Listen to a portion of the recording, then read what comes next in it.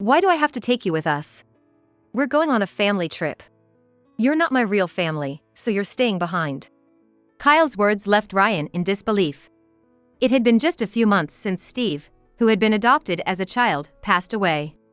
Ryan, orphaned by his parents, was taken in by my biological son Kyle and his wife. Kyle, who had always looked down on Steve, had come to rely on him after I refused to provide financial assistance. Out of gratitude, Kyle took in the remaining Ryan.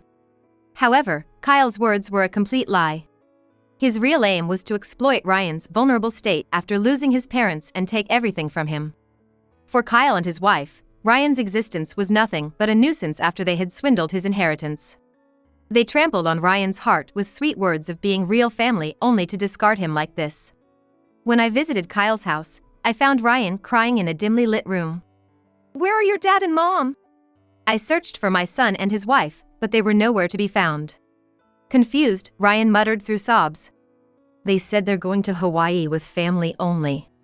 That's how I came to learn about the treatment Ryan had been subjected to.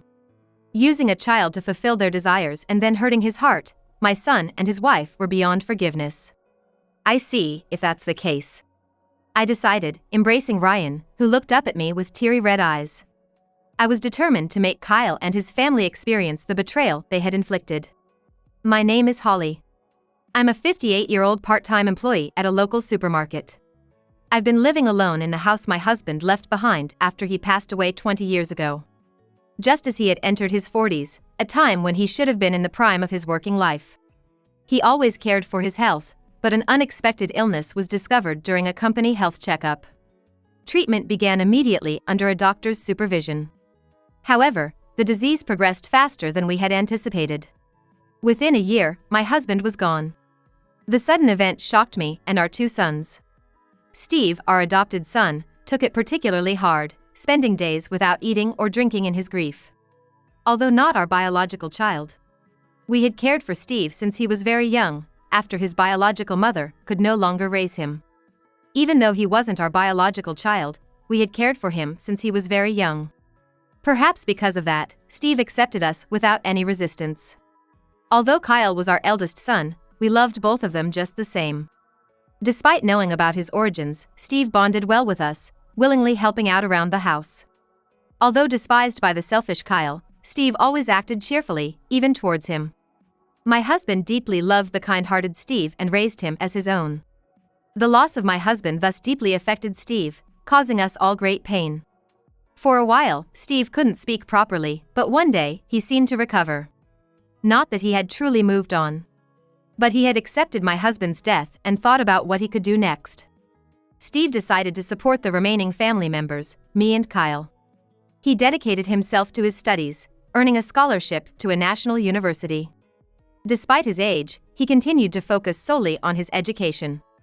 Eventually, Steve founded his own IT company in his 20s. Quickly building a fortune. Around that time, Steve got married and had a son. Steve's wife was kind and caring, always looking out for me. My grandson, Ryan, was bright and gentle, much like Steve. Meanwhile, Kyle also married, and his daughter, Juliana, was born. Contrary to Steve's wife, Kyle's wife Yasmin was haughty and arrogant. Spoiled from birth, Juliana grew up selfish and inconsiderate. Despite having a daughter, Kyle frequently changed jobs due to his confrontational nature. He wouldn't hesitate to create problems, whether with his bosses or the company president. Despite his unstable employment, Yasmin's spending habits put a strain on their finances, often leading them to ask me for money. Given Juliana's situation, and unable to refuse them, I found myself providing financial support every time. This went on for nearly a decade, to the point where it wouldn't be an exaggeration to say I continued working part-time just for Kyle's family. When Steve found out, he wanted to help Kyle's family financially, offering to cover their expenses in my stead. I tried my best to stop him. Knowing it was about Kyle and Yasmin. I feared they would take advantage of Steve's kindness and lead an even more extravagant life. When I told Steve, he suggested employing Kyle at his company as a way to help, at least. Kyle, disliking the idea of working under Steve, flatly rejected the offer. "Don't mock me! Why should I have to work under someone like you?" Steve had offered out of goodwill, but Kyle lashed out at him unreasonably. However, Steve proposed to bring Kyle on board on equal footing, which I strongly opposed. Yet, the company was prepared to accept this, saying, if it's the boss's request. Knowing Kyle's temperament, Steve took care of him alone to avoid burdening other employees. Despite being hired, there was little Kyle could actually do. He wouldn't make an effort to learn the work, and would throw a tantrum if something displeased him. Steve hired him, anticipating all these issues, so I wouldn't worry. Essentially, this was a way to support Kyle's family under the guise of employment. While I was troubled by Kyle's behavior, an event occurred that made me forget all about it. Steve and his wife were involved in a car accident and didn't make it back. Fortunately, Ryan wasn't there and remained unharmed. However, Ryan ended up losing both his parents at once. Though he was 12, he was still very much a child. His grief reminded me of Steve's from years ago. I intended to take Ryan in at my home. But then, something unexpected happened. Steve has always helped me out. I couldn't do anything until now, but I'll take Ryan in. Yasmin and I will raise him responsibly. Kyle pleaded to me with tears in his eyes. Moved by Kyle's offer, which was surprising given his previous arrogance and selfishness, I couldn't help but cry. Thinking that Steve's feelings had finally reached Kyle, I couldn't stop my tears. While respecting Ryan's wishes was paramount, he accepted Kyle's offer after seeing my reaction. He must have realized what he should do upon seeing me in tears. But Ryan's kindness and intelligence would soon be used against him. Sometime after Ryan became Kyle's adoptive son, a major incident occurred. Ryan was just 12, but sensed something was off and reached out to me. Grandma, I know I shouldn't say this, but about Kyle. About Dad and Mom. Ryan chose his words carefully as he began to speak. For a while, Kyle and Yasmin seemed to warmly welcome and treat Ryan kindly. However, their attitude changed dramatically after a certain event. It was when Ryan's inherited estate was transferred to Kyle, his new guardian. Kyle and Yasmin exploited the vulnerability in Ryan's heart, taking control of the estate he inherited. Managing the entire estate was challenging for a child like Ryan, so it made sense for Kyle, the new guardian, to handle it. Ryan grew suspicious when Kyle insisted, "You don't need to tell Grandma," repeatedly. Moreover, since then, they have become harsher toward Ryan. Naturally, Ryan was worried about what would happen to the significant money left by his parents. But please, don't say anything about this. It might be for my sake, or maybe I did something wrong. Indeed, if I confronted them now, it would be known that Ryan had confided in me. I reassured Ryan, telling him not to worry. But please, if anything happens, contact me immediately. Don't suffer in silence if something bothers you. I wanted to believe Kyle was just being nervous, but recalling past events made me worried. However, as Ryan suggested, it might be best to watch the situation for a while. I decided to trust Kyle and his family and hung up the phone. Soon after, our hopes were cruelly trampled. Kyle, against all opposition, took over as president of the company Steve had founded. It was well known within the company that Ryan was to inherit the business eventually. However, Steve's kindness ironically accelerated Kyle's rampage. Sam, a longtime friend of Steve and co-founder of the company, came to visit me. Sam started talking with a grim expression. "The reason I came to see you today is to talk about Kyle." Kyle, courtesy of Steve's generosity, had a place in the company and naturally knew Sam. Steve intended for Kyle to hold a representative position in the company, thinking of him. He planned to protect the company until Ryan was ready to take over. I was supposed to take on that role in the meantime. Steve had mentioned to Sam that he wanted Ryan to eventually take over the company. Steve had no intention of actually leaving the company to Kyle. It was more about preserving Kyle's pride by giving him a position. But after Steve's passing, Kyle did not accept this arrangement. Ignoring Sam, who was the vice president, Kyle assumed the title of president as if it were his right, disregarding the plans for Ryan to inherit the company, and took everything from him. The company is now in a state of dictatorship under Kyle, with many employees saying they'll quit if things continue this way. Finding himself helpless, Sam came to me, Kyle's mother, seeking help. Kyle lacks the qualities to lead others. At this rate, Steve's company will soon go bankrupt. I doubt Kyle will listen to me now, but I can't just stand by. The only one who might stop Kyle now is me. I immediately headed to the company with Sam. From what I heard from Sam on the way, no one really respects Kyle. Despite not understanding the work, he constantly complains to other employees and is quite disliked. It's so typical of Kyle, I thought. Upon arrival, Sam informed Kyle of my visit. Kyle's first response to us was, "Do you have an appointment?" Filled with embarrassment and anger, I snatched the internal phone from Sam. Enough is enough. Since when does a mother need an appointment to see her son? I yelled so loud that the employees in the lobby went silent. After a moment of silence, the lobby returned to its usual bustle. Fine. Have Sam show you in, Kyle said over the phone, not bothering to hide his irritation. By this point, Kyle must have realized that Sam had spoken to me. Kyle, waiting for us, was furious. But I couldn't just let Steve's company fall apart like this. Guided by Sam, I entered the president's office. I'm not a child, you know. What are you thinking, barging into the company like this? The tears Kyle shed, claiming Steve had helped him, were a lie. I was convinced of that the moment I saw Kyle. It was all an act to deceive Ryan and me. That's my line. Are you planning to ruin the company Steve left for Ryan? Kyle opened his mouth with a mocking smile. Steve made me president, so what can I do? Kyle must know that Steve only made him president in title to spare his feelings. But now that Steve is gone, it's impossible to outright deny it. As an outsider in this company, I can't remove Kyle from his position. It's unpredictable what will happen next with Kyle, who's incapable of proper work. Clinging to the presidency. Even though I know it's futile, I tried appealing to his emotions, but Kyle skillfully dodged. Because Steve said so, leaves Sam and me speechless. Feeling like we were getting nowhere, Sam eventually calmed me down after some back and forth. Don't get too comfortable just because I can't fire you, Sam. Kyle spat out as we were leaving the president's office.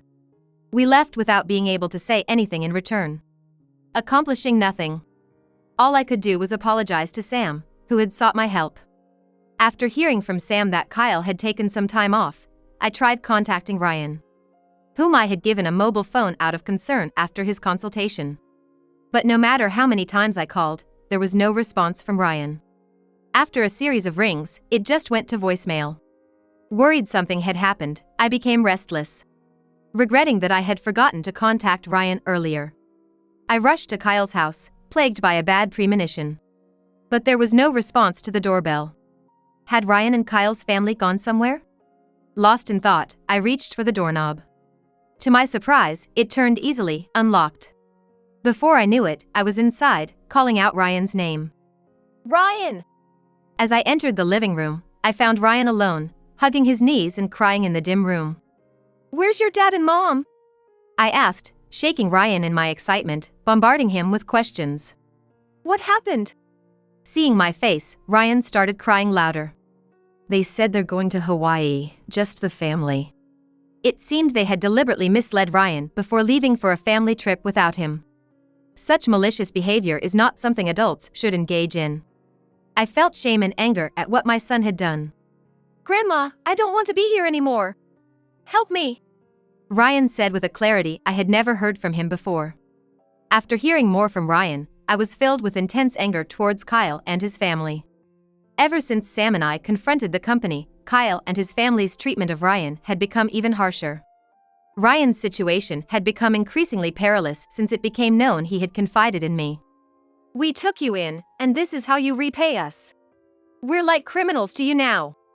Yasmin had always found Ryan bothersome and treated him harshly, seizing any excuse to scold him all day long. Like Steve, Ryan, kind and earnest, started believing maybe he was to blame, as if he had caused them discomfort despite doing nothing wrong. Tormented by guilt, Ryan apologized to Kyle and his family. I'm sorry for saying things that made you doubt me. Then, unexpectedly, Kyle spoke to him.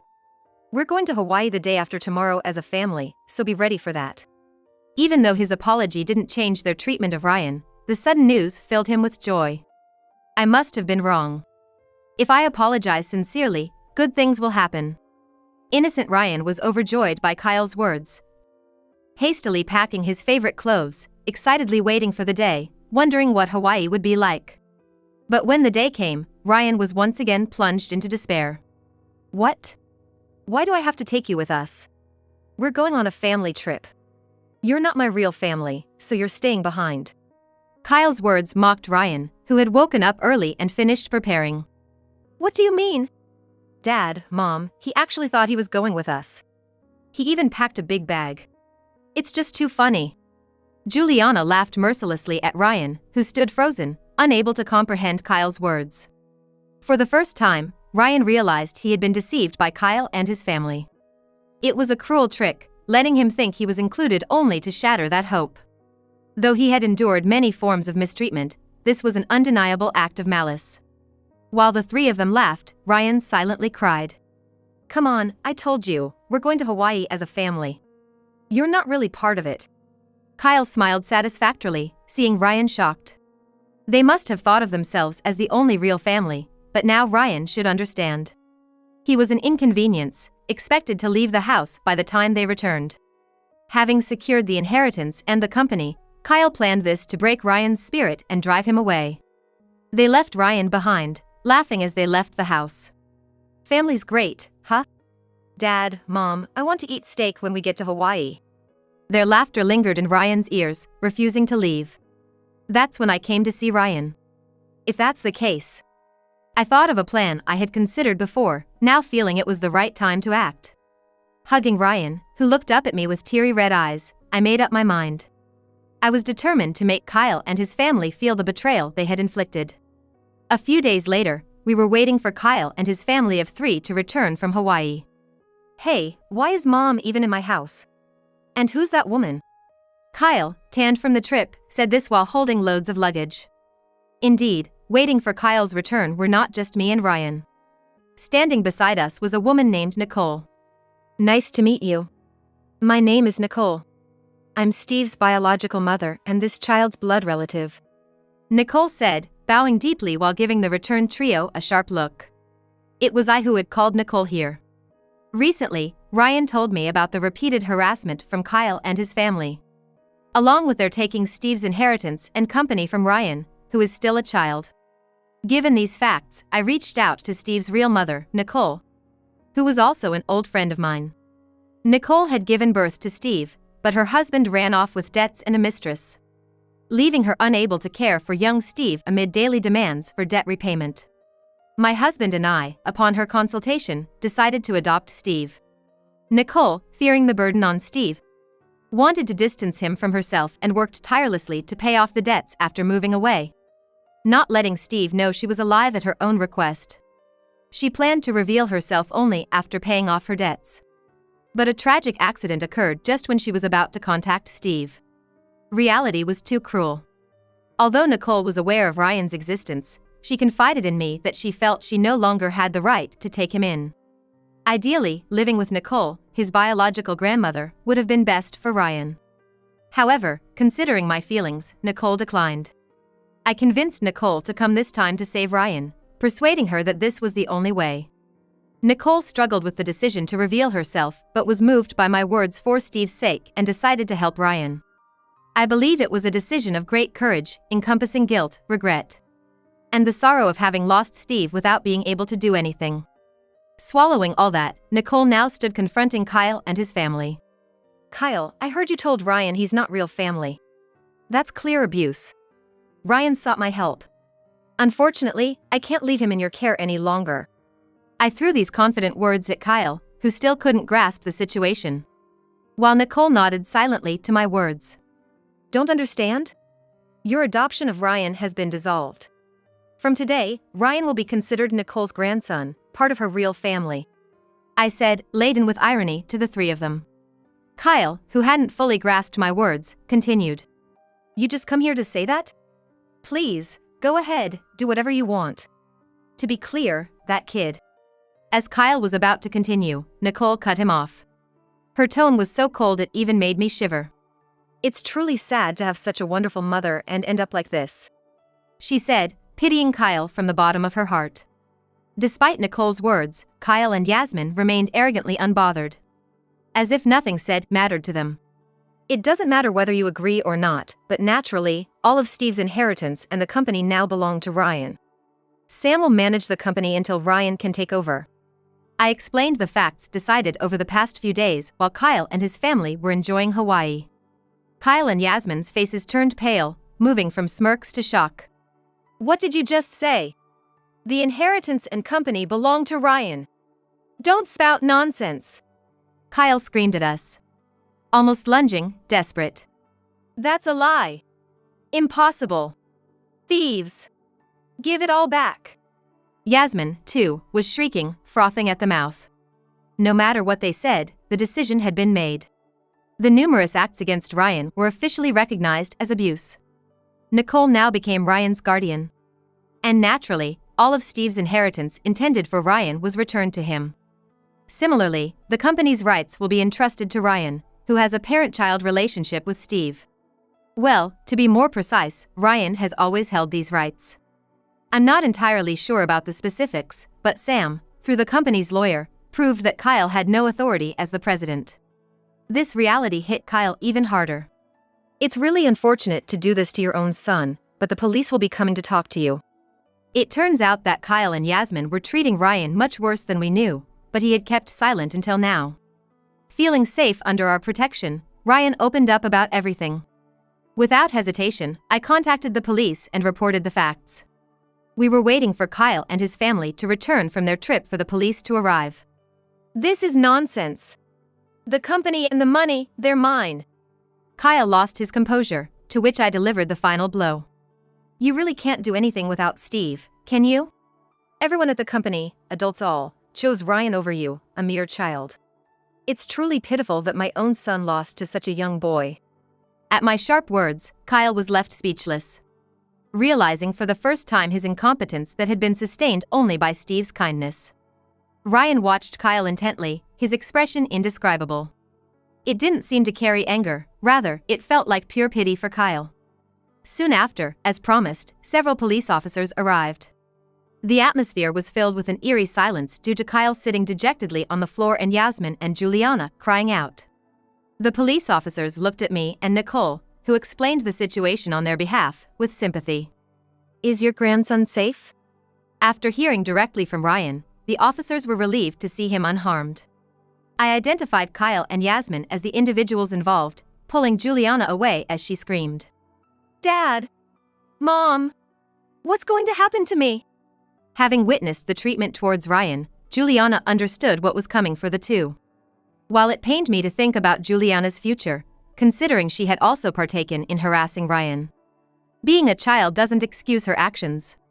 She needs to acknowledge her dishonest deeds and reflect properly. The police officers then left, stating they would conduct a formal interview with Kyle and Yasmin later. As we watched the police car drive away, Juliana burst into tears. Despite being victims, Nicole and Ryan seemed to genuinely pity her.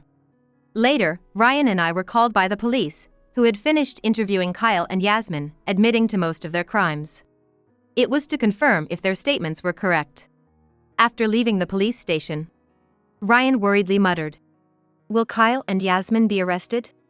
What will happen to Juliana? Ryan was more concerned about the three of them than himself. Watching him, I couldn't help but feel tears welling up. Juliana would be taken in by Yasmin's parents. Kyle and Yasmin, of course, would face the consequences of their actions. Having lived off Steve's estate, they lost everything and will struggle even after serving their time. Given Kyle's inability to work and his criminal record, how will society view Kyle, who couldn't work properly and committed crimes, despite being able to belong to the company only through Steve's kindness? Yasmin and Juliana will not be able to return to their previous lives. My heart ached at such an outcome. The only consolation was considering Ryan's future. After discussing with Nicole and Ryan, it was decided that Ryan would live with me. Even though Nicole is his biological grandmother, Ryan was hesitant to live with someone who suddenly appeared in his life. Nicole sensed this and suggested that he live with me instead. The change is that Nicole can now visit Ryan anytime. A decision made after thorough discussion between them. I was, of course, thrilled to live with Ryan and approved wholeheartedly. With Kyle gone, Steve's company returned to its normal state. The employees, relieved at Kyle's departure, with those who had announced their resignation returning. Sam came to report to Steve's memorial and thank me. Thank you so much for everything. I'm relieved we could protect the company Steve entrusted to us. I'll make sure to safeguard the company until Ryan is ready," Sam said with tears in his eyes. Though Steve is no longer with us, what he left behind is significant. Steve was undoubtedly my son, even if not by blood. Thinking about it fills me with pride. I wonder if I managed to raise Steve as Nicole entrusted him to me. Suddenly, Steve's always gentle smile comes to mind. I bite my lip, desperately holding back tears. Raising Ryan, who carries on Steve's will, is now my important duty. Next month, Nicole, Ryan, and I are planning to go on a trip together. Ryan is already so excited, researching our destination every day. This time, for sure, nothing will hurt Ryan's heart. A genuine family vacation.